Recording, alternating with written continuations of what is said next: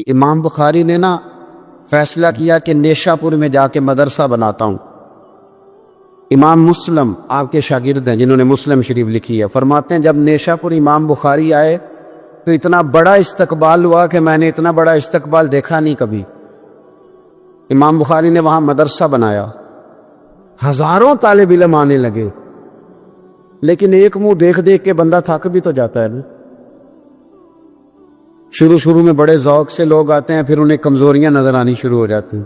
بچے سالن نہیں کھاتے، 4 دن ایک ہی روز کھانا پڑے، پھر آہستہ آہستہ فرینڈ پہ بیٹھنے والے اینڈ پہ بیٹھنے لگ جاتے ہیں، ماحول بدل جاتا ہے۔ امام بخاری کے خلاف سازشیں ہونے لگی۔ میں کسی عام آدمی کی بات نہیں کر رہا، پھر کہتا ہوں اس بندے کی بات کر رہا ہوں جنہوں نے قرآن پاک کے بعد وہ کتاب لکھی جسے امت نے سب سے صحیح کتاب بیان کیا۔ امام بخاری کے خلاف لوگ اتنے ہوئے، بادشاہ کو جا کے شکایتیں لگائیں، اور بادشاہ نے کہا آج کے بعد کوئی بخاری کے مدرسے میں درس میں حدیث پڑھنے نہ جائے۔ امام مسلم کہتے ہیں اتنا بڑا استقبال بھی میں نے دیکھا، اتنا بڑا استقبال میں نے کبھی نہیں دیکھا، اور وہ حال بھی میں نے دیکھا کہ امام بخاری پڑھانے والے تھے اور میں اکیلا پڑھنے والا تھا۔ ساری عمر ہی آٹا گد ہے، لکھاں کیتے نہیں پیڑے، اب وقت آیا ہی تے محمد بخشا کوئی نہیں وہ بیٹھا نیڑے۔ کدھر گئے عشق کے دعوے، کدھر گئے وفا کے جذبے، کدھر گئے وہ غلامی کی باتیں، کہاں گئے وہ لوگ جنہوں نے کہا تھا کہ ساتھ جئیں گے ساتھ مریں گے، تا دم آخری وفا کریں گے۔ چلے جاتے ہیں لوگ، معیار بدل جاتا ہے، سوچ بدل جاتی ہے، کہانیاں بنا لیتے ہیں، ذہن بنا لیتے ہیں۔ امام بخاری نے نیشاپور چھوڑ کر ارادہ کیا کہ میں بخارا چلا جاؤں، اپنے شہر۔ سنو یہ درد کی داستان ہے لوگوں، سنو، اس بندے کی بات کر رہا ہوں جس کا نام جپتی ہے دنیا۔ امام بخاری بخارا آئے، پھر بڑا استقبال ہوا، پھر بہت بڑا مدرسہ بن گیا۔ یہ وہ بندہ ہے جن کے بارے میں نبی پاک علیہ السلام فرماتے ہیں اسے میرا سلام کہنا۔ یہ وہ شخص ہے کہ شیخ ابو زید کہتے ہیں میں نے خواب دیکھی تو حضور نے فرمایا مجھے کب تک شافعی کی کتابیں پڑھتے رہو گے، میری کتاب کیوں نہیں پڑھتے؟ یا رسول اللہ صلی اللہ علیہ وسلم میں صدقے جاؤں، قربان جاؤں، میں لفظوں پہ بھارو جاؤں، سونے آپ کی کتاب کون سی ہے؟ فرمایا بخاری شریف پڑھا کرو، وہ میری کتاب ہے۔ جن کی لکھی کتاب کو میرے محبوب کہے میری کتاب ہے۔ بخارے میں بڑا استقبال ہوا، لیکن پھر بخارے کے سربراہ نے کہا، سردار نے کہا، خالد بن زہلی جو امیر تھا بخارے کا، امام بخاری کا تو خیال تھا میں اپنے شہر آ گیا ہوں، اس نے کہا جی میرے بچے کو گھر آ کے پڑھایا کریں۔ آپ فرمانے لگے یہ نبی پاک کی حدیثیں میں نے رسوا نہیں کر سکتا، جہاں سارے لوگ بیٹھتے ہیں تیرا بچہ بھی وہاں بیٹھے۔ لوگوں کو پتہ ہی نہیں لوگ کس طرح کی سازشیں کرتے ہیں۔ اس نے کہا جی ٹھیک ہے میں اپنا بچہ بھیج دوں گا، پر جس وقت میرا بچہ کلاس میں ہو اور کوئی بھی نہ ہو، اکیلا ہو میرا بچہ۔ امام بخاری فرمانے لگے اگر کوئی اور آ کے کہے کہ میں نے بھی حضور کی حدیث سنی ہے تو میں کیسے منع کروں؟ ساروں کے بیچ بیٹھ کے پڑھے، یہ حضور کے دین کا فیض ہے، یہ بڑا وسیع ہے، جو آئے گا ملے گا۔ اس نے آپ کے خلاف فتوے لینے شروع کر دیے۔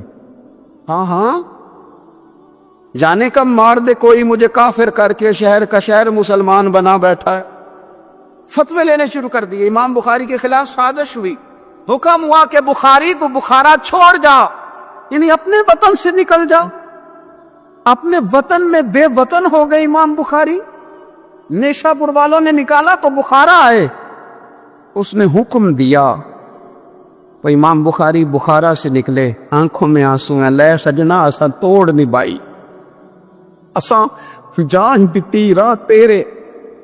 ارادہ کیا سمرقند جا کے ڈیرا لگاتا ہوں، حضور کی حدیثیں تو پڑھنی سننی ہے نا۔ یارو بڑی تکلیف میں آ جاتے ہیں کئی دفعہ دیندار لوگ، بڑی اپنے بھی کئی دفعہ اپنے بھی شکایت کر دیتے ہیں، اپنے بھی پیچھے پیچھے ہونے لگتے ہیں۔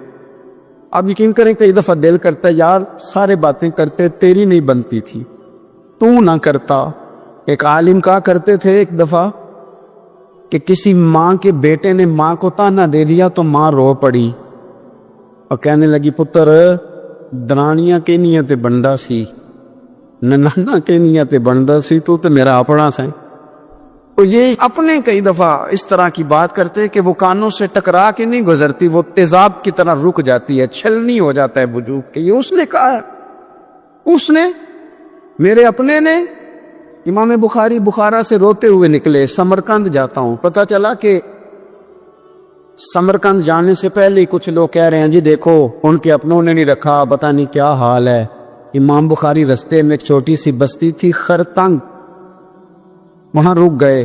سنو یارو، پھر کہتا ہوں اس بندے کی بات سنا رہا ہوں جو اس امت کو سب سے قیمتی کتاب دے گیا۔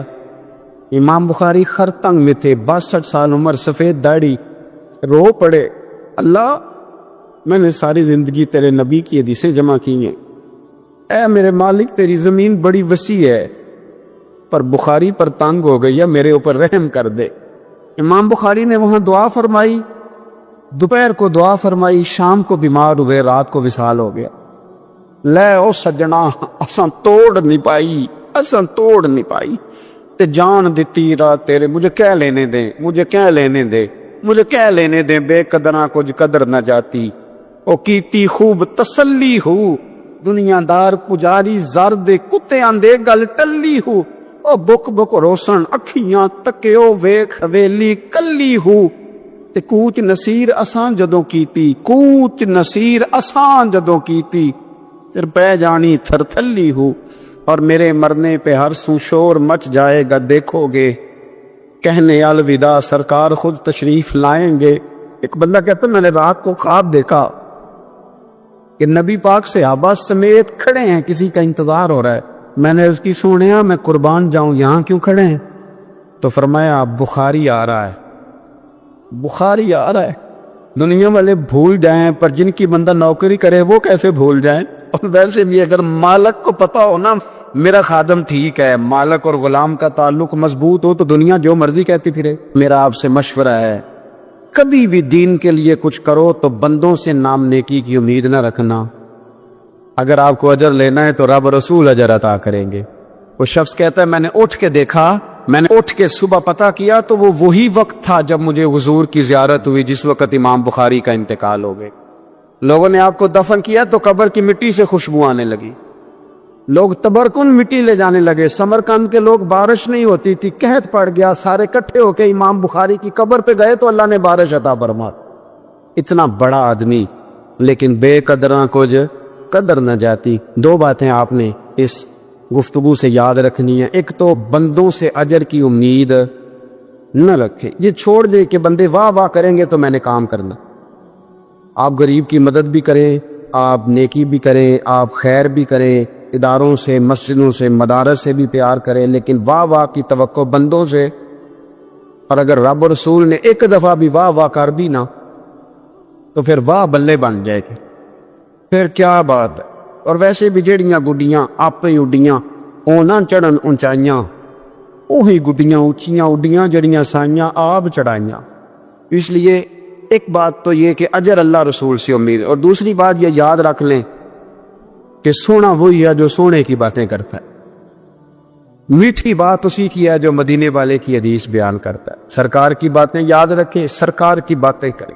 یہ تلخ وقت چل رہا ہے، کڑوا وقت ہے، پر یارو باتیں میرے نبی کی یاد کرو، ان میں بڑا ہی مزہ ہے۔ اللہ تعالیٰ امام بخاری کے درجے بلند کرے اور اللہ تعالیٰ ہمارے حال پہ رحم کرے۔ کبھی 10 منٹ عادت ہو جائے نا دعا مانگنے کی علیحدہ سے رات کو، حضور نے فرمایا جو فرض نماز کے بعد دعا مانگے اللہ اس کی قبول کر لیتا ہے۔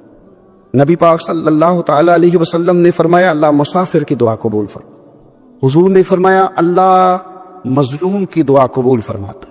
حضور نے فرمایا بیمار سے دعا کراؤ اللہ اس کی دعا قبول فرماتا ہے۔ میرے نبی پاک نے فرمایا ماں باپ جب بھی اولاد کے لیے ہاتھ اٹھائیں، ویسے تو بلے شاہ تو آسمانی اڑ دیا ہی پھڑ دیں، جڑا گھر بیٹھا انہوں پڑھے ہی نہیں۔ حضور فرمانے لگے ماں باپ جب بھی اولاد کے لیے دعا فرمائیں اللہ ان کی دعا کو قبول کرتا ہے۔ آپ اپنا تعلق بنائیں دعا کے ساتھ، عبادت کے ساتھ، مصلی کے ساتھ رشتہ بنائیں، استغفار پڑھیں۔ صلاح الدین ایوبی صلیبی جنگوں میں تھے، رات کو مسجد اقصیٰ میں نماز پڑھی تو پریشان تھے۔ ایک بزرگ سے ملاقات ہوئی تو وہ کہنے لگے کہ آپ بڑے پریشان ہیں۔ کہنے لگے حضور پریشان اس لیے ہوں کہ پہلے ہی مسلمان کمزور ہے، اب میں نے سنا ہے دشمن کا ایک بحری بیڑا وہ جنگی سامان سے بھرا ہوا آ رہا، تو اب ان کے پاس اور تلواریں اور نیزے آ جائیں گے، مسلمانوں کے پاس پہلے ہی وسائل کی کمی ہے۔ پریشان ہوں کس طرح کر کے مقابلہ کریں گے؟ یہ بات کہتے ہی صلاح الدین ایوبی نے بزرگوں سے کہا حضور آپ بھی دعا کرنا، دعا کی بڑی طاقت ہے۔ میرے نبی پاک نے فرمایا دعا مومن کا ہتھیار ہے، دعا مومن کا حضور نے فرمایا تقدیر کو سوائے دعا کے کوئی چیز نہیں بدل سکتی۔ دعا مومن کا ہتھیار ہے، یہ کافر کے پاس کوئی نہیں، یہ ہتھیار ہے مومن کا۔ اللہ کرے آپ کو سمجھ آئے، پھر سنیں، کئی بار کہہ چکا ہوں یہ ہتھیار ہے۔ کافر کے مقابلے میں جو تیرے پاس سب سے بڑا ہتھیار ہے وہ دعا ہے۔ دعائیں کرانی چھوڑ دی، کرنی چھوڑ دی، لینی چھوڑ دی۔ حضرت سیدنا انس بن مالک رضی اللہ تعالیٰ عنہ فرمایا کرتے تھے میں نے وہ رنگ دیکھا ہے جب حضور دعا مانگتے تھے اور حضور کی مقدس آنکھوں میں آنسو بھی ساتھ ہی بہا کرتے تھے، میں نے وہ انداز دیکھا۔ تو صلاح الدین ایوبی حضور سے کہنے لگے آپ بھی دعا کیجیے، اور خود رونے لگے اور سر سجدے میں رکھ کے رونے لگے، اور عشاء سے لے کر فجر تک روئے، خوب روئے۔ صبح وہ بزرگ آئے تو صلاح الدین ایوبی کا خوبصورت اور ہنستا ہوا چہرہ دیکھا، کہنے لگے آپ بڑے خوش ہیں، رات تو میں نے بڑے روتے ہوئے دیکھا تھا۔ تو کہنے لگے حضور وہ جو بحری بیڑا آ رہا تھا نا وہ پانی میں ڈوب گیا ہے، اب وہ نہیں آ رہا، ابھی خبر آئی ہے تو میں بڑا خوش ہوں۔ حضور کہنے لگے اٹھ سینے سے لگ، اور سن ایک بات، وہ بحری بیڑا پانی میں نہیں ڈوبا، وہ تیرے آنسوؤں میں ڈوب گیا ہے۔ وہ جو تو رات رویا ہے نا رب کریم کی بارگاہ میں تو وہ ڈوب گیا ہے۔ بھائی اپنا مصلے کا، عبادت کا، وظائف کا، اللہ کا سلسلہ اس کو مضبوط کرے، اپنی دعائیں کے تعلق کو مضبوط کرے۔ دعائیں بڑے انقلاب برپا کر دیتی ہیں۔ ہم تھوڑے نا جب سے خشک ہوئے نا، خشک، اور میری تو جماعت ہی صوفیاء کی جماعت تھی، ہم تو داتا علی اجمیری کی جماعت سے، ہم تو خواجہ اجمیری کی جماعت سے، ہم تو شیخ احمد فاروق سرہندی کی جماعت سے، ہم تو صوفیاء کی جماعت۔ ہماری جماعت میں بھی وہ تعلق جو ہمارے بزرگوں نے بنایا تھا۔ بزرگ اللہ کے قریب کیسے جاتا ہے؟ ہمارے یہاں نا بہت سارے لوگ کہتے ہیں جی نظر ہو گئی تو کام ہو گیا۔ بھائی جو بخاری مسلم میں طریقہ ہے نا اللہ کا قرب پانے کا وہ تو نفل ہے۔ نبی کریم علیہ السلام نے فرمایا بندہ نفلوں کے ذریعے رب کے قریب جاتا ہے، اور اتنا قریب جاتا ہے کہ پھر اللہ اس کی زبان بن جاتا ہے، اللہ اس کی آنکھیں بن جاتا ہے، کان بن جاتا ہے، ہاتھ اور پیر بن جاتا ہے۔ تو یہ تو عبادت ہے، یہ تو اللہ کی بارگاہ کی حاضری ہے جو آپ کو اللہ کے قریب کرے گی۔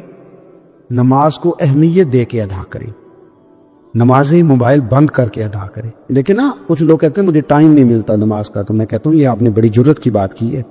مجھے کو میرا پیر بھائی کہہ دینا میرے پاس ٹائم نہیں آپ کو ملنے کا، تو میں کہتا ہوں آج کے بعد آنا ہی نہ۔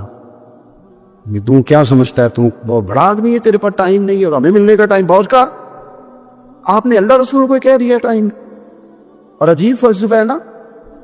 کہا جائے نماز پڑھنے آؤ تو کہتے کپڑے ٹھیک نہیں، اور کہا جائے کہ آؤ ذرا دعوت پہ چلے تو کہتے ایک منٹ ٹھہر میں کپڑے بدل کے آیا۔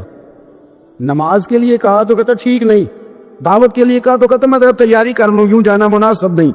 امام نے ٹھیک نہیں۔ رب تو فرماتا ہے کہ جب تو مسجد میں آئے تو زینت اختیار کر کے آ، خوب ذوق سے دعا مانگے، خوب شوق سے نماز پڑھے، خوب استغفار کا مزاج بنائے۔ آپ لوگوں کے بیچ رہ کے سکھ حاصل کرنا چاہتے ہیں، لیکن آپ کو پتہ ہے کئی مہینے غار حرا میں رہنا بھی مدینے والے محبوب کا طریقہ ہے۔ ہر سال اعتکاف بیٹھنا الگ سے، یہ بھی حضور کا طریقہ ہے۔ مسجد نبوی کے اندر دروازہ کھلتا تھا نبی کریم کا، پر گھر کے اندر نفل پڑھے نبی پاک، اور حضور فرماتے ہیں کچھ نفل نماز گھر میں بھی پڑھا کرو، گھر کو قبرستان نہ بناؤ۔ ہمارا گھر اللہ کے ذکر سے آباد ہوگا۔ ہمارے ہاں انسان چونکہ انسانوں سے مل کے زندگی گزارتا ہے، اور اللہ تعالیٰ نے انسانوں کو درجوں کے تعلق سے فضیلت بھی عطا فرمائی ہے۔ کسی کو بیٹا بنایا ہے تو کسی کو باپ بنایا ہے، کسی کو چھوٹا بھائی بنایا تو کسی کو بڑا بھائی بنایا۔ اللہ تبارک و تعالیٰ نے درجوں کے تعلق سے فضیلت دی، استاد بنا دیے، بزرگ بنا دیے، عالم بنا دیے، اللہ نے فضیلت دی۔ ایک فضیلت وہ ہے جو اللہ نے دی، اور کچھ خیال لوگوں کا اپنا ہے کہ مجھے فضیلت ملنی چاہیے، میرا اعزاز ہونا چاہیے۔ تو اس میں پھر یہ ہوتا ہے کہ ایک تو انسان اس ارادے کی بنیاد پر کمزور ہو جاتا ہے، ایسی حرکات بھی کر جاتا ہے جس پر اس کا دل اور اس کا ضمیر اسے ملامت کرتا ہے، لیکن اسے شہرت چاہیے ہوتی ہے، وہ بھاگتا پھرتا ہے۔ کئی دفعہ یوں بھی ہوتا ہے کہ مقصود چونکہ شہرت ہوتی ہے، مقصود چونکہ دنیا داری ہوتی ہے، تو پھر دوسروں کو تکلیف دیتا ہے، وہ زبردستی عزت مانگنا، لوگوں کو تکلیف میں مبتلا کرنا، اور خیال کرنا۔ مطلب دو قسم کے داماد ہوتے ہیں، ایک داماد وہ ہوتا ہے جس کے بارے میں پتہ ہوتا ہے کہ پھڈا بہت زیادہ ڈالتا ہے، چائے بھی لیٹ ملے تو شور کرتا ہے، تب وہ سسر جو ہے وہ اپنے بچوں کو اگر کسی موقع پر اس صاحب نے آنا ہو تو بٹھا کر کے پہلے کہہ دیتے ہیں کہ مہربانی کرنا اس شریر کا ذرا خیال رکھنا، 2 دن گزر جائیں بیاہ کے یا کسی اور تقریب کے تو ذرا سکون رہے گا، اس کا خیال رکھنا۔ دوسرا جو ہے وہ نفیس آدمی ہے، اس کو کوئی پریشانی نہیں، اس کو پتہ ہے کہ روٹی گھر بھی ملتی ہے، یا میں مہمان آیا ہوں، تو اب اس کے رشتہ دار وہ کہہ رہے ہوتے ہیں کہ اس کی خیر ہے، یہ تکلیف نہیں دیتا۔ اب یہ جو صاحب ہیں یہ کہتے ہیں جناب میں نے ہر چیز کھینچ کے رکھی ہوئی ہے، میں جاتا ہوں تو سب کچھ سیدھا ہو جاتا ہے۔ وہ بھائی آپ کے شر سے بچ رہے ہیں لوگ، آپ جو اذیت دیتے ہیں اس سے بچ رہے ہیں، آپ کو عزت نہیں دے رہے۔ عزت تو وہ دوسرے کو مل رہی ہے جس کے بارے میں کہا جا رہا ہے کہ یہ اچھا آدمی ہے، یہ تکلیف نہیں دے رہا۔ تو ہم نے عزت کے حصول کے لیے، شہرت کے حصول کے لیے، اپنا آپ دکھانے کے لیے اپنے آپ کو کمزور کرنا شروع کر دیے۔ بہت ساری جگہوں پر یوں محسوس ہوتا ہے کہ یہ آدمی شاید منت کرے گا اور شاید یہ ہاتھ باندھے گا کہ مہربانی کرو میرا بھی نام لے لو کسی طریقے سے، اور بڑے بڑے لوگوں کو یہ بیماری لگ جاتی۔ اللہ تعالیٰ نے مالی طور پر، علمی طور پر قوت بخشی ہوئی ہے، اعزاز دیا ہے، لیکن وہ اس خوف کا شکار ہے کہ میری عزت نہیں ہے، کچھ 4 بندے میرا نام لے لیتے نا۔ ایک حدیث پاک ہے، اس کو یاد رکھیں، نبی کریم علیہ وآلہ وسلم نے ارشاد فرمایا کہ جو بندہ دنیا میں شہرت کا لباس پہنے گا اللہ تعالیٰ اسے ذلت کا لباس پہنا دے گا۔ یہ بخاری مسلم کی حدیث۔ کیا مطلب ہے اس کا؟ کہ وہ جس رستے پہ چل رہا ہے نا کہ میں یہ کام بھی کروں تاکہ میرا نام ہو جائے، یہ کام بھی کروں میرا نام ہو جائے، فلانا بھی کروں تو میرا نام ہو جائے، چونکہ مقصود نام ہے، اس نے لباس پہن لیا ہے شہرت کا، ارادہ کر لیا ہے شہرت کا۔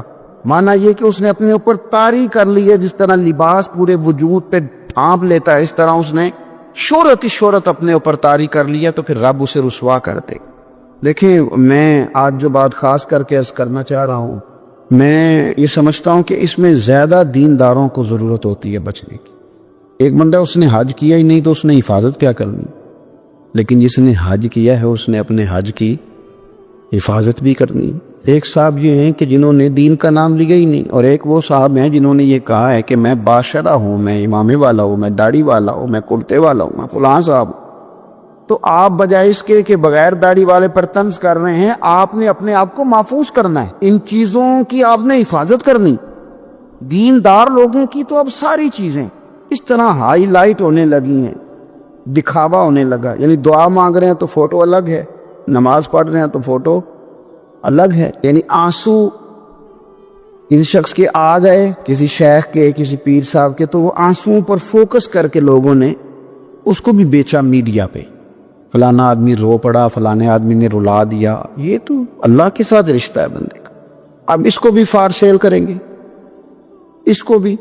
حضرت عمر فاروق رضی اللہ تعالیٰ عنہ مسجد میں تشریف لائے تو ایک صاحب بیٹھ کر بڑے زور سے رو رہے تھے، لوگوں کے بیچ اللہ کو منا رہے تھے، درد کی بات کر رہے تھے، سوز کی بات کر رہے تھے، اللہ معاف کر دے، اور تڑپ رہے تھے، اور مجمع بڑا تھا اور ہر آدمی پلٹ پلٹ کے انہی کی جانب دیکھتا تھا۔ تو سیدنا فاروق اعظم رضی اللہ تعالیٰ عنہ نے آج جلال نہیں فرمایا، آج پیار فرمایا۔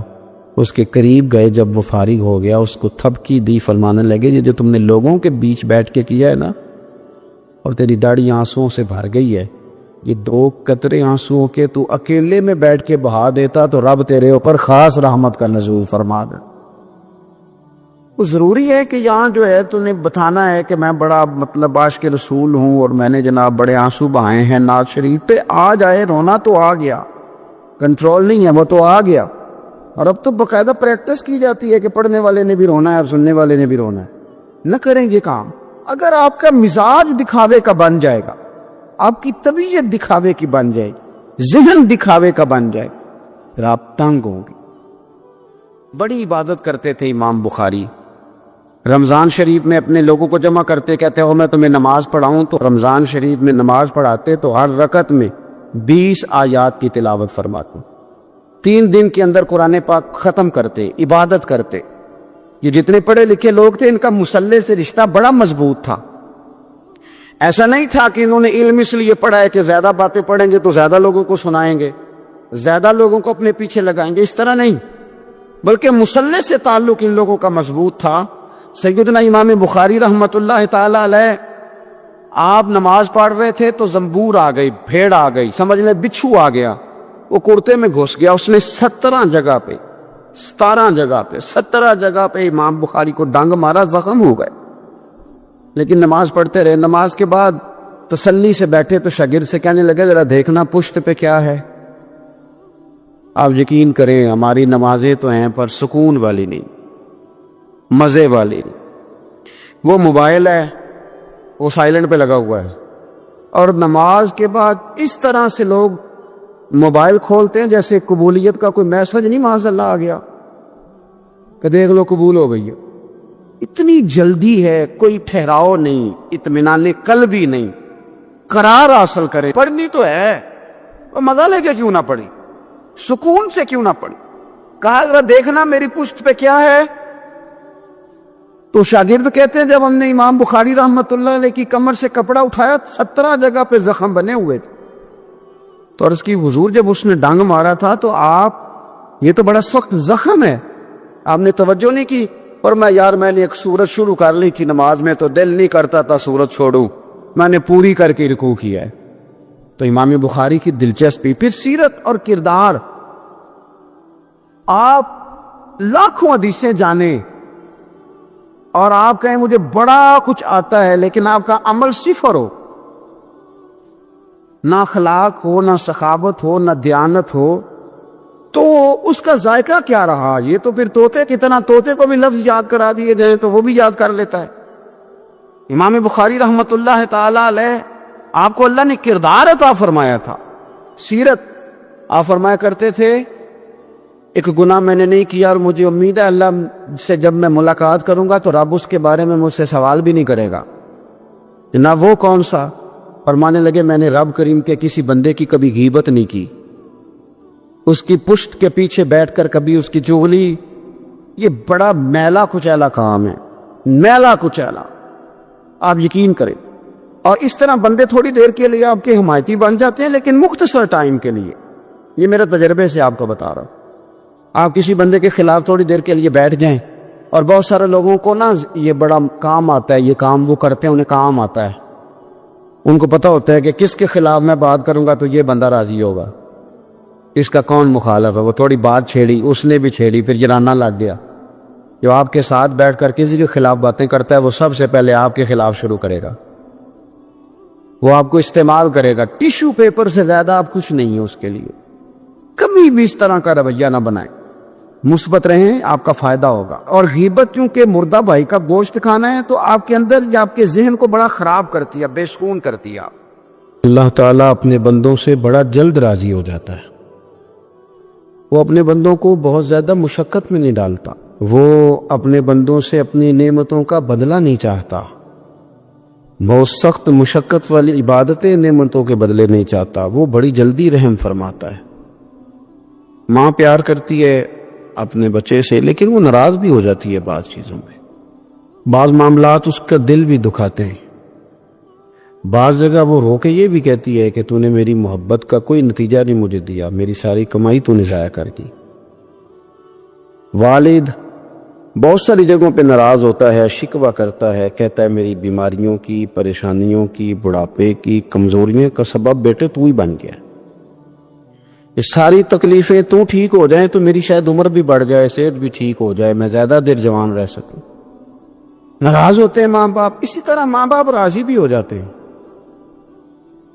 وہ بڑی جلدی راضی ہو جاتے ہیں۔ میں اکثر کہتا ہوں کہ والد کو راضی کرنے میں 5-7 منٹ لگ جاتے ہیں، اماں تو 1.5-2 منٹ میں راضی ہو جاتی ہے، ابا جی کو 5-7 منٹ لگتے ہیں، کئی دفعہ کہنا پڑتا ہے، کوئی دلائل دینے پڑتے ہیں، لیکن والدہ کے لیے تو کچھ بھی نہیں، آپ نیرا جا کے پیروں میں بیٹھ ہی جائیں، کچھ بھی نہ کریں، آپ پورا روئیں نہ، رونے والا منہ ہی بن جائے، تو اماں تو نرم ہی نرم ہے، جس وقت جو مرضی آپ کرا لیں ہو گیا۔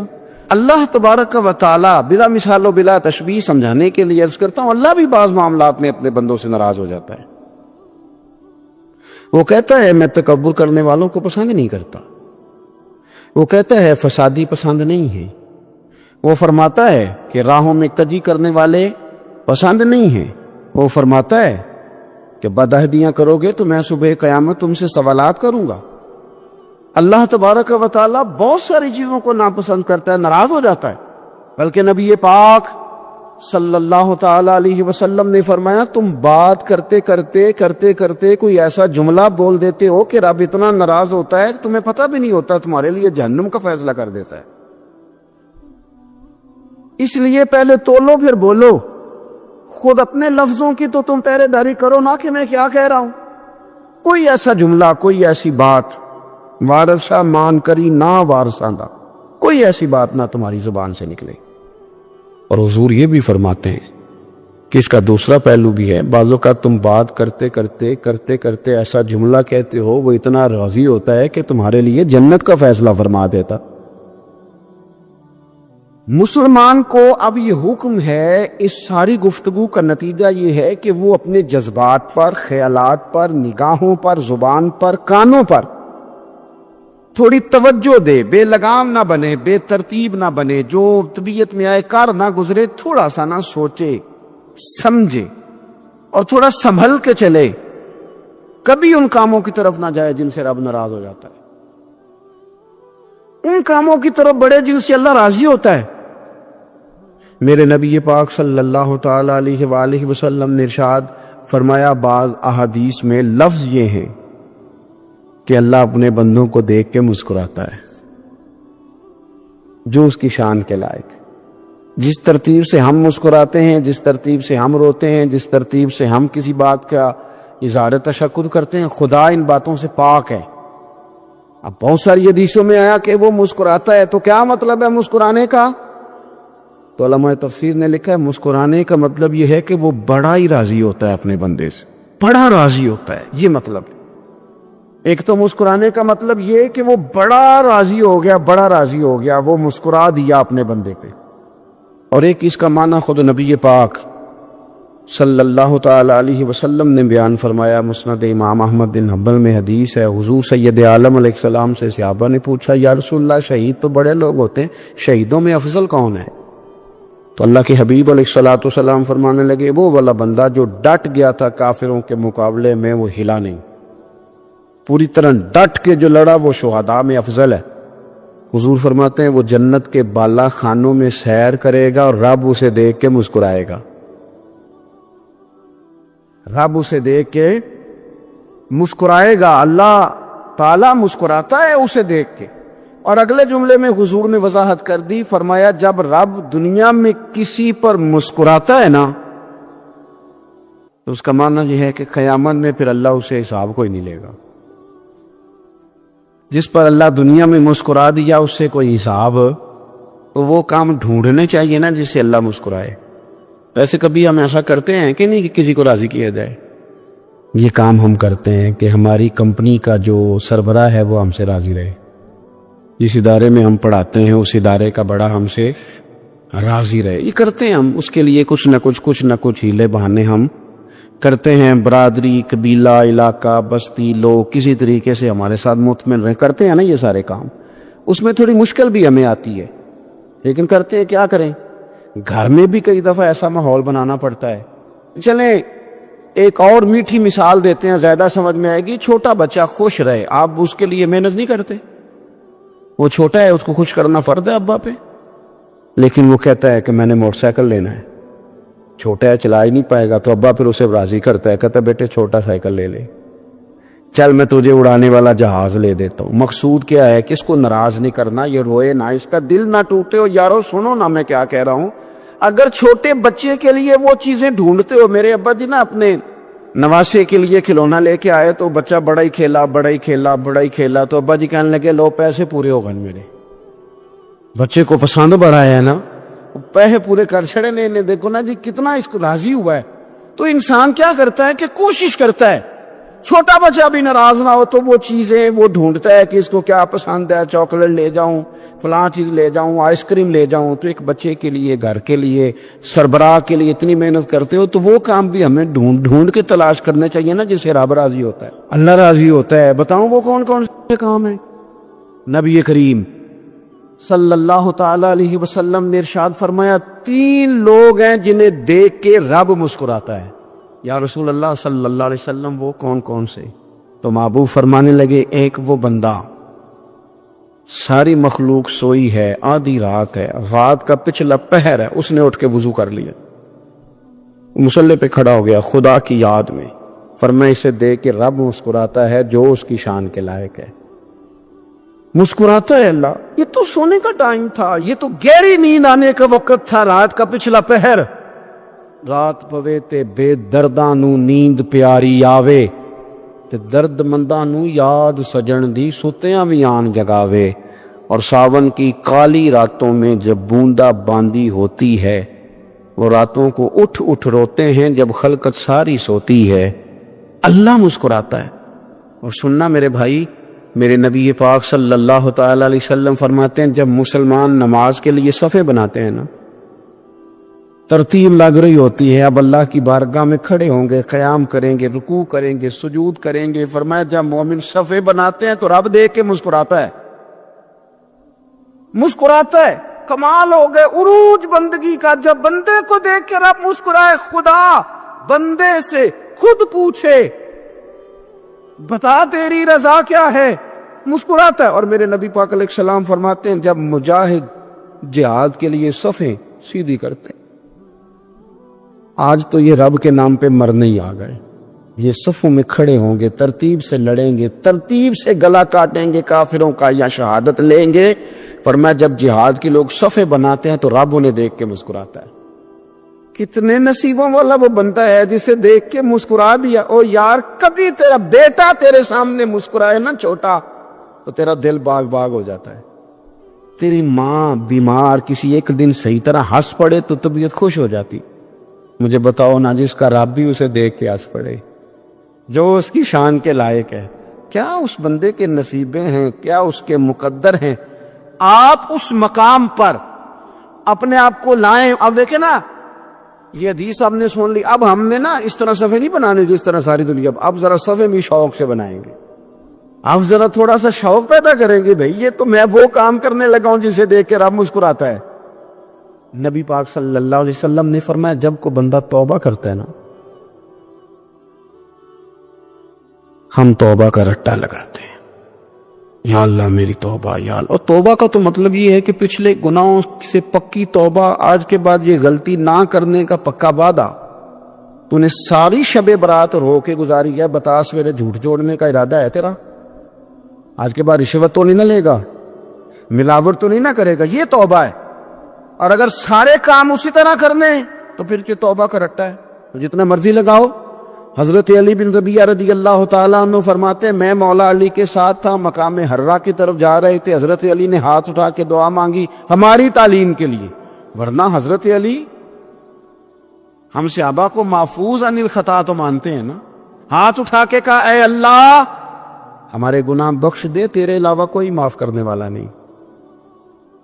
اور پھر حضرت علی آسمان کی طرف دیکھا اور دیکھ کے نا حضرت علی بن ربیعہ کو تو مسکرائے۔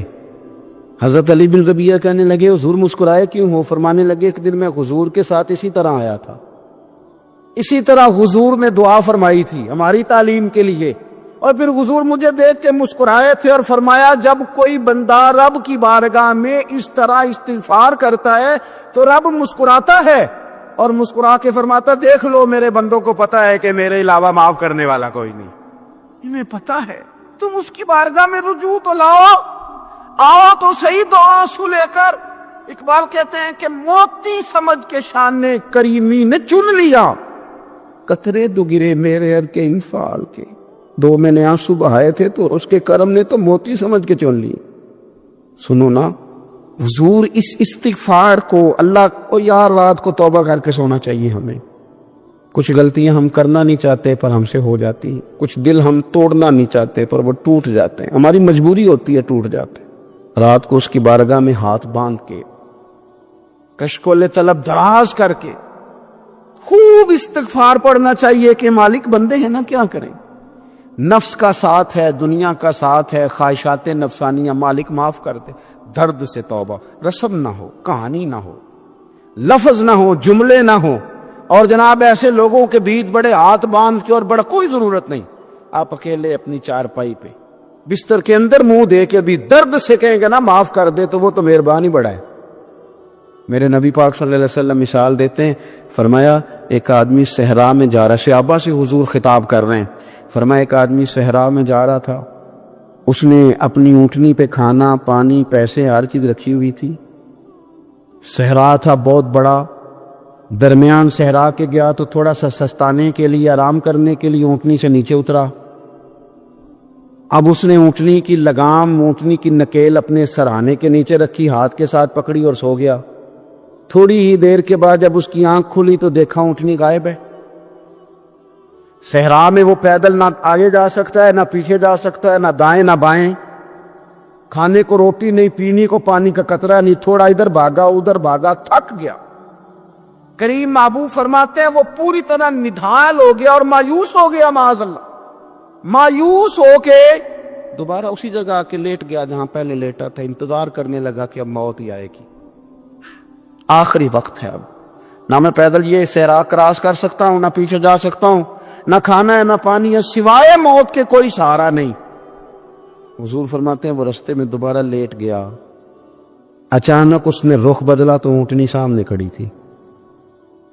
حضور نے صحابہ سے پوچھا بتاؤ نا اسے بھلا کتنی کو خوشی ہوگی؟ یا رسول اللہ جسے نئی زندگی مل گئی ہے۔ آپ دیکھیں نا سارے ڈاکٹروں نے کہہ دیا کہ اس کے تو گردے معدہ جگر ہر چیز ختم ہے، گھر لے جاؤ خدمت کرو، ہر طرف پریشانی ہے، وہ بندہ بھی سمجھ گیا ہے کہ آخری وقت آ گیا، کل جاؤں پرسوں جاؤں، تیاری ہو گئی، سب لوگ آ گئے، باہر والے بھی آ گئے، یہ ماحول ایک عجیب رنگ اختیار کر گیا۔ اچانک ایک ڈاکٹر نے آ کے کہا نہیں نہیں غلطی لگ گئی تھی۔ مجھے بتائیے انداز کیا ہوتا ہے؟ بغیر دعائی کے بندہ اٹھ کے کھڑا نہیں ہو جاتا، او میں تو بچ گیا ہوں۔ نبی پاک صلی اللہ علیہ وسلم فرمانے لگے اس کی اونٹنی مل گئی، بتاؤ بھلا اسے کتنی خوشی ہوگی؟ یا رسول اللہ وہ تو دوبارہ دنیا میں آ گیا۔ حضور فرمانے لگے اسے کچھ بھی خوشی نہیں ہوئی۔ جب کوئی رب کا گناہگار بندہ آ کے توبہ کرتا ہے، رب کو اس سے کئی گنا زیادہ خوشی ہوتی ہے۔ میرا بندہ آ گیا ہے، میرا بندہ آ گیا ہے، میرے گھر آ گیا، اس نے آنسو بہائے ہیں، اس نے کہا اللہ میں تیرا ہی ہوں، تیرا ہی رزق کھاتا ہوں، تیری ہی زمین پہ رہتا ہوں، تیرے نام سے میری سانسیں چلتی ہیں، وہ آ گیا۔ فرمایا اس اونٹنی والے سے زیادہ رب کو خوشی ہوتی ہے جب گناہگار آ کے توبہ کرتا۔ گناہگاروں کے آنسو اس کی بارگاہ میں بڑے مقبول ہیں، لیکن ہم رسم ادا کرتے ہیں، توبہ نہیں کرتے، ہم اپنے آپ کے ساتھ دھوکہ کرتے ہیں، جھوٹ بولتے ہیں۔ ہم بندہ کوئی ناراض ہو جائے تو ہمیں کو نہیں نیند آتی، اس کے گھر چلے جاتے ہیں۔ ہم اپنے سارے رشتوں کو تعلقات کو مینٹین کر کے رکھنے کے عادی ہیں، ہمیں پتہ ہے کہ وہاں میں نہیں جا سکا تو بیٹا بھیجتا ہوں، فلاں شادی پہ میں نہیں جا سکا تو بھتیجا بھیجتا ہوں، بھائی بھیجتا ہوں، ہر تعلق کا ہم نے خیال رکھا کوئی روٹھ نہ جائے۔ لیکن کمال ہے نا، یہ نہیں سوچا کہ اگر رب روٹھ گیا تو، یا وہ روٹھ جائے نا تو سارے رشتے بھی بندے کے پاس موجود ہوں تو کوئی کارآمد نہیں ہوتا، پھر کروڑوں روپیہ جیب میں ہوں تو ڈاکٹروں کی دوائیاں اثر نہیں کرتی۔ وہ روٹھ جائے تو پھر انسان اس طرح سے پھسلتا ہے کہ بڑے بڑے اس کے پاس دروازے ہوتے ہیں پر کسی جگہ اس کا ہاتھ نہیں لگتا۔ خدا را خیال کریں، دنیا روٹتی ہے تو روٹھ جائے، رب رسول ناراض نہ ہونے پائیں، اس کا خیال کریں۔ حضور فرماتے ہیں وہ مسکراتا ہے، اسے خوشی ہوتی ہے جب کوئی اس کا بندہ اس کی طرف رجوع کرتا ہے۔ میرے عزیزو، رسول پاک صلی اللہ تعالی علیہ وسلم نے ان لوگوں کے تذکرے کیے جنہیں دیکھ کے رب مسکراتا ہے۔ ہم نہ گناہگاروں پر بھی فتویٰ دینے میں جلدی کرتے ہیں اور نیکی پر بشارت دینے میں بھی جلدی کرتے ہیں، حالانکہ یہ ہماری ذمہ داری نہیں۔ پتہ نہیں اللہ تعالیٰ کس کو کب توفیق توبہ دے کے اپنے قریب کر لے، لیکن بڑی جلدی ہے، بڑی جلدی فتویٰ دینے میں۔ اور یہ فتویٰ صرف مفتیوں کا نہیں رہ گیا، یہ میری طرح کے آپ کی طرح کے ڈھیروں لوگ ہیں جنہوں نے جیبوں میں فتوے ڈالے ہوئے ہیں۔ بھئی آپ نے کیوں ذمہ داری لے لی ہے جنت میں داخل کرنے کی اور نکالنے کی؟ یہ تو میرے رب کریم کا کرم ہے، وہ جس کو چاہے جب چاہے جتنا چاہے عطا کرے۔ لیکن کچھ لوگ نا بڑے پکے ہو گئے ہیں کہ شاید جو میں سوچ رہا ہوں وہی درست ہے، کبھی کبھی کچھ چیزیں عجیب بھی ہوتی ہیں، لہذا خدا کی رحمت پر بھروسہ کر کے بات کرنی چاہیے، اپنی مرضی کے فتوے نہیں داغنے چاہیے۔ وہ دیکھو جی فلانا بندہ یوں کر رہا ہے، آپ کو پتہ ہی نہیں پوری بات کا، آپ کو علم ہی نہیں پوری بات کا۔ حضرت بہاءاللہ نقشبند بخاری رحمت اللہ علیہ فرماتے ہیں میں حج کرنے گیا تو وہاں میں نے ایک آدمی کو کروڑوں کا کاروبار کرتے دیکھا، تو میرے دل میں خیال ہے یہاں بھی اللہ اللہ کرنی چاہیے تھی، دنیا داری کر رہا ہے۔ لیکن فرماتے ہیں حج سے فارغ ہوئے تو میں نے دیکھا وہی بندہ سارا کچھ رب کی بارگاہ میں خیرات کر رہا ہے، اور سینکڑوں غریب حاجی ہیں جن کو پورے پورے خرچے دے رہا ہے۔ تو میں نے وہی اپنی سوچ سے توبہ کی کہ میں کہاں تھا، بڑی جلدی کھڑے نہ ہو جائیں۔ حضرت حسن بصری رحمت اللہ تعالی علیہ ارشاد فرماتے ہیں کہ میں دریا کے کنارے گیا تو وہاں میں نے ایک شخص کو دیکھا، وہ اپنی ایک خاتون کی گود میں سر رکھ کے بیٹھا اور قریب ایک بوتل بھی پڑی ہے۔ میرے دل میں معاذ اللہ خیال آیا کہ دیکھو کس انداز میں ایک عورت کے ساتھ یہ ہے، اور پاس بوتل بھی پڑی ہے، جانے شراب ہے۔ کہتے میں سوچ ہی رہا تھا کہ اچانک ایک کشتی آ رہی تھی دریا میں، وہ ہج کو لے کھائے، کشتی میں 4-5 لوگ تھے، وہ دریا میں ڈوبنے لگے۔ وہ آدمی تیزی سے اٹھا، دریا میں چھلانگ لگائی، پہلے ایک کو نکالا، پھر دوسرا نکالا، پھر تیسرا نکالا، ایک بندہ رہ گیا۔ کہنے لگا حضور مجھے تو آپ نے گناہگار سمجھا ہے، میں تو بڑے غلط انداز میں یہاں بیٹھا ہوں، آپ نے جو سوچا چلیں گے چوتھا بندہ آپ نکالنا ہے، کرے نا یہ کام، کرے نا یہ کام۔ بڑے بھولے بھالے، بڑے اللہ والے، ریاض آپ کو بس ہم ہی جانتے ہیں، اتنی جلدی فتویٰ۔ حضرت حسن بصری فرماتے ہیں میں پشیمان ہوا، میں نے کہا مجھے تیرنا نہیں آتا، تو دیر نہ کر، چوتھا ڈوب نہ جائے۔ کرتے اس نے چھلانگ لگائی، چوتھا بھی نکال لایا، اور کہنے لگا حضرت آپ نے جلدی کی سوچنے میں، یہ بی بی میری ماں ہے اور یہ سرکے کی بوتل ہے۔ ہم ماں بیٹے کا یہ مشغلہ ہے کہ یہ وہ جگہ ہے جہاں آ کے لوگ مسافر اترتے ہیں، اور یہاں سے کسی کا گھر 100 میل ہے، کسی کا 200 میل ہے۔ ہم صبح سرکہ، کھجوریں، روٹیاں لے کے یہاں آتے ہیں، مسافروں کی نوکری کرتے ہیں، کوئی پریشان ہو تو مدد کرتے ہیں۔ حضرت خواجہ حسن بصری فرماتے ہیں میں نے معافی مانگی، ان سے بھی مانگی، رب سے بھی مانگی۔ انہوں نے مانگ لی نا بزرگ تھے، پر ہم کو نہیں تیار مانگنے کو۔ ہم ہر وقت بدگمانیاں، وہ فلانا فلانے جرم کرتا تھا، میں اسے اب کیسے نیک مان لوں؟ بھئی اب وہ نمازی ہے، خدا کے گھر آتا جاتا ہے، اب اللہ کی بارگاہ میں حاضر ہوتا ہے، جب رب نے معاف کر دیا تو بھی سوچ بدل جا۔ سنیں حضور کیا فرماتے ہیں، نبی پاک صاحب الالاق صلی اللہ تعالی علیہ وسلم فرماتے ہیں، مسند امام احمد بن حنبل دیکھیے، فرمایا رب اس وقت بڑا ہی مسکرائے گا جب قاتل بھی جنت میں جائے گا، مقتول بھی جنت میں جائے گا۔ یا رسول اللہ مقتول تو گیا، یہ قاتل کیسے چلا گیا؟ حضور فرماتے ہیں جائے گا، اور جائے گا اور رب مسکرائے گا، جو اس کی شان کے لائق ہے۔ یا رسول اللہ کس طرح؟ تو نبی پاک صلی اللہ علیہ وسلم فرمانے لگے اس نے ایک مومن کو قتل کیا تھا، وہ شہید ہو کے جنت میں چلا گیا، اب اللہ نے بعد میں اسے توبہ کی توفیق دے دی۔ پہلے اس نے کلمہ پڑھا، پھر یہ میدان میں اترا، کافروں سے لڑا، یہ شہید ہوا، رب نے اسے بھی جنت دے دی۔ قاتل بھی جنت میں، مقتول بھی جنت میں، اور بات اتنی انوکھی ہے کہ رب دیکھ کے مسکرا رہا ہے، جو اس کی شان کے لائق ہے۔ ہم جلدی میں ہیں، ہم انتظار نہیں کر رہے کہ شاید توبہ کر جائے، ہم انتظار نہیں کر رہے، لیکن میرے عزیز اتنی جلدی نہ کریں، سوچوں کا صاف ہونا۔ آپ کسی نفسیات کے ڈاکٹر کے پاس چلے جائیں، اسے کہیں ٹینشن بڑی ہے، میں ان کے مضامین پڑھتا رہتا ہوں، وہ سب سے پہلا سبق آپ کو یہ پڑھائیں گے کہ اچھا سوچا کریں۔ اچھا سوچنے سے بندہ تندرست رہتا ہے۔ کس سے بندہ تندرست رہتا ہے؟ ہیں جی واقعی، یعنی اس والے پڑوسی کے بارے میں بھی اچھا سوچنا ہے، گھر میں اس والے کے بارے میں بھی، چھوٹے بھائی کے بارے میں بھی اچھا سوچنا ہے، اور بڑے کے بارے میں بھی اچھا ہی سوچنا ہے۔ یعنی اپنی برادری قبیلے کے بارے میں بھی اچھا سوچیں، جو قبیلے کا نہیں اس کے بارے میں بھی چلیں تھوڑا سا اچھا سوچ لیں، اپنے بارے میں تو اچھا سوچا ہے بڑا۔ میں کہتا ہوں کہ ہم اپنی غلطیوں سمیت اپنے آپ سے بڑا پیار کرتے ہیں، اور دوسرے کی ایک غلطی نظر آ جائے تو ہمیں گھن آنے لگ جاتی ہے۔ آپ جلدی نہ کریں، مالک نے موقع دیا ہے بندوں کو، نہ وہ کسی کا رزق چھین رہا ہے، نہ سانسیں چھین رہا ہے، وہ اپنی زمین پہ چلنے بھی دے رہا ہے، رہنے بھی دے رہا ہے، تو جب اس نے موقع دیا ہے آپ بھی تھوڑا موقع دیں۔ اللہ بڑا کریم ہے، دروازے کھولے گا، اس کے بندے اس کی بارگاہ تک پہنچیں گے۔ بدگمانیاں اور پھر بدگمانیوں کا عروج، اور اس لیول تک جا کے بات کر دینا ہے کہ جہاں سے خوف آئے کہ یار یہ بات نہیں کرنی چاہیے۔ رسول کائنات سرور دو عالم صلی اللہ تعالی علیہ وسلم فرماتے کہ اللہ مسکراتا ہے۔ دیکھو ہمارے ہاں نا ایک اور بھی مسئلہ بن گیا ہے، میں نے کچھ لوگوں کو نا پکا میرے پیارے ہیں، محبت ہے مجھے، تو میں چونکہ آپ میری کلاس ہیں، میں مشاہداتی اور تجرباتی باتیں بھی کر لیتا ہوں، اسی کی روشنی میں کئی دفعہ گفتگو بھی تیار کرتا ہوں۔ کچھ لوگوں نے نا پکا ذہن بنا لیا یہ کہنے کا کہ ہاتھ بڑا تنگ ہے، پکا آپ جس وقت پوچھ لیں ان کا ہاتھ اور بڑا ہی زیادہ تنگ ہے۔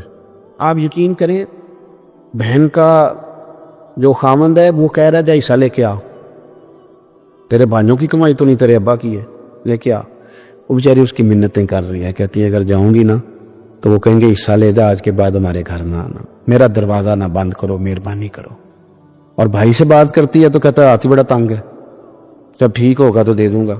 نہ کریں یہ ظلم، ہمارے اپنے تڑپتے رہتے ہیں اور ہماری دولتیں اندر پڑی رہتی ہیں، ہمارے اپنے چھوٹی چھوٹی ضروریات کے لیے پریشان ہوتے ہیں، لیکن ہم بڑے بڑے بہانے ہیں ہمارے پاس، کہتے ہیں یہ نکما ہے، یہ نکھٹو ہے، یہ کام نہیں کرتا، اس میں فلانا ہے، بے فلانا ہے، بلے میں نے نہیں ساتھ چلنا۔ اظہار جب آپ کے اندر پیدا ہوتا ہے نا، اظہار جب کسی کے لیے آپ حساس ہوتے ہیں تو آپ کو بھی سرور حاصل ہوتا ہے۔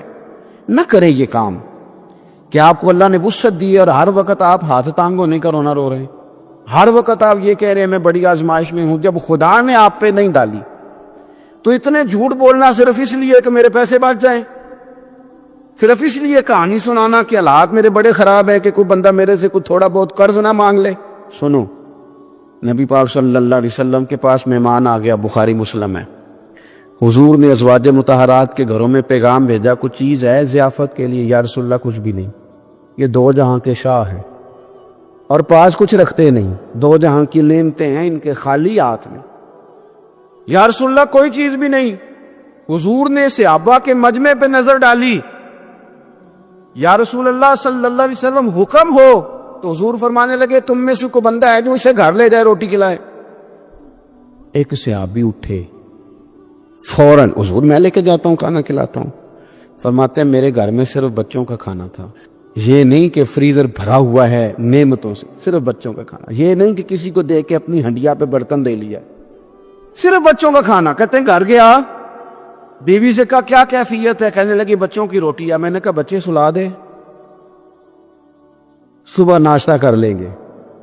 تو کہنے لگی آپ کیا کھائیں گے؟ تو میں نے کہا نہ میں کھاؤں گا نہ تو کھائے گی، مہمان جو نبی پاک کا ہے۔ کہا اچھا، اب ذرا تجویز دیکھو میاں بیوی کی سوجھی آپس میں۔ کہتے ہیں کھانا لگا دینا کیونکہ ایک آدھ بندے کا کھانا ہے۔ اپنی غربتوں کا ہر جگہ اظہار کرنا، رونا رونا، یہ دیکھو غربت کیسے چھپائی جا رہی۔ اس کو کہا نہیں کہ چل تو تھوڑا رحم کھا، تو آیا ہے تو تھوڑا رحم کھا، یہ نہیں کہا اٹھ کے نا تو کھانا رکھنا اور اٹھ کے نا چراغ ٹھیک کرنے کے بہانے بجھا دینا۔ ہم دنیا والوں کے سامنے کیوں اپنے دکھ بیان کریں؟ ہم جو کہیں گے رب رسول کی بارگاہ میں کہیں گے۔ تو نا چراغ ٹھیک کرنے کے بہانے، اہلیہ اٹھی کھانا دینے کے بعد چراغ ٹھیک کرنے کے بہانے بجھا دیا، خامد بھی ہاتھ چلاتے رہے، بیوی کبھی برتن رکھتی کبھی اٹھاتی، پتہ چلے کہ کھانا کھا رہے ہیں، کھانا کھایا جا رہا ہے۔ کہتے ہیں مہمان پیٹ بھر کے کھانا کھا گیا۔ یہ کام ہوا رات کے اندھیرے میں، اس وقت ہوا جب چراغ بھی بند تھا، اس وقت ہوا جب کوئی دیکھنے والا نہیں تھا، کسی پڑوسی کو بھی خبر نہیں تھی۔ فرماتے ہیں صبح کے اجالے میں اس مہمان کو لے کے مسجد نبوی میں نے قدم رکھا تو نبی کریم نے فرمایا رات جو تم نے کام کیا ہے نا اسے دیکھ کے میرا رب بڑا مسکرایا ہے، اللہ بڑا مسکرایا ہے۔ اللہ تر دامنی پہ شیخ ہماری نہ جائیے، ہم دامن نہ چھوڑ دیں تو فرشتے وضو کریں۔ یہ شان ہے صحابہ کی۔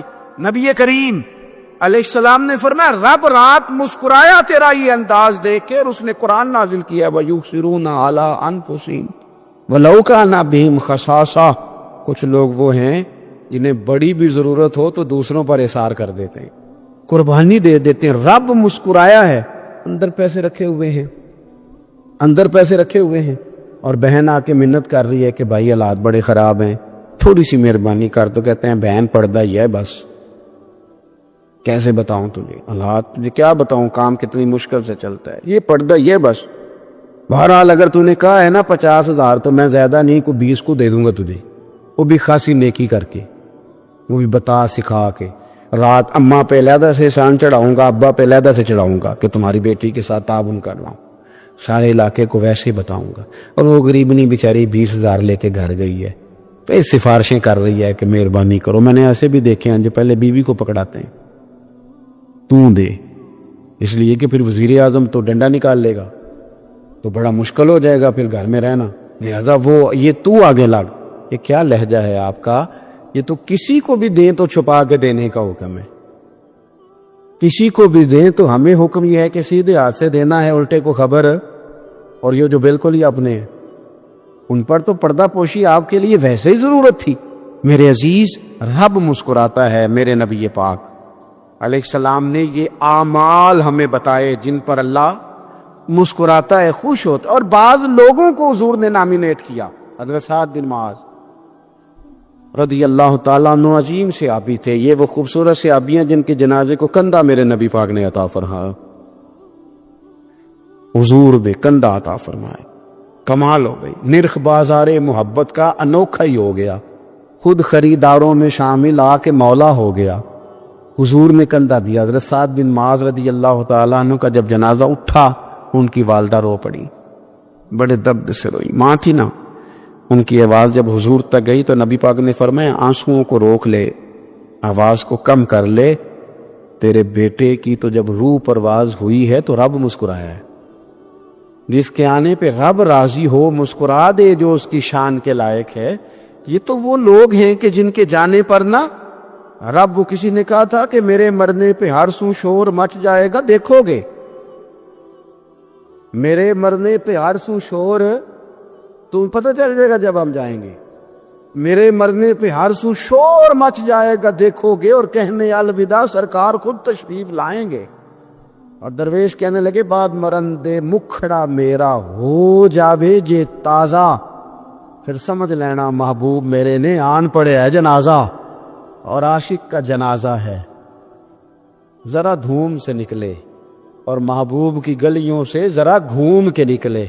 فرمایا کہ ان کے تو جانے پہ رب کریم۔ اور حضور نے ایک دعا بھی دی۔ حضرت طلحہ رضی اللہ تعالیٰ عنہ صحابی تھے، ان کا وصال ہو گیا تو حضور نے دعا بھی دی، فرمایا یا اللہ جب میرا طلحہ ہے نا تو اس سے مسکرا کے بات کرنا، یہ تجھ سے مسکرا کے بات کرے جو تیری شان کے لائق ہے۔ تو اللہ تعالیٰ غائب درجے راضی ہوتے۔ ایک دفعہ پھر بات دہراتا ہوں، جو میدان میں ڈٹ کے شہید ہو رب اسے دیکھ کے مسکراتا ہے، جو اس کی شان کے لائق، جو توبہ صحیح کریں سچی کریں رب انہیں دیکھ کے مسکراتا ہے، جو اس کی شان کے لائق ہے، جو نماز کے لیے صفیں بنائے رب انہیں دیکھ کے مسکراتا ہے، جو جہاد کے لیے صفیں بنائے رب دیکھ کے مسکراتا ہے، جو لوگ صبح پچھلے پہر اٹھ کے عبادت کریں رب انہیں دیکھ کے مسکراتا ہے، اور جو کبھی کبھی بھوکے رہ کے دوسروں پر قربان کر کے اثار کر دیں رب انہیں دیکھ کے مسکراتا ہے۔ بہت بڑی فضیلت ہے۔ اللہ ان سارے کاموں میں سے کسی ایک کام پہ ہمیں بھی لگا دے تاکہ یہ والی فضیلت اللہ تعالی ہم گناہگاروں کے حصے میں بھی فرما دے۔ آخر دعوانا الحمدللہ۔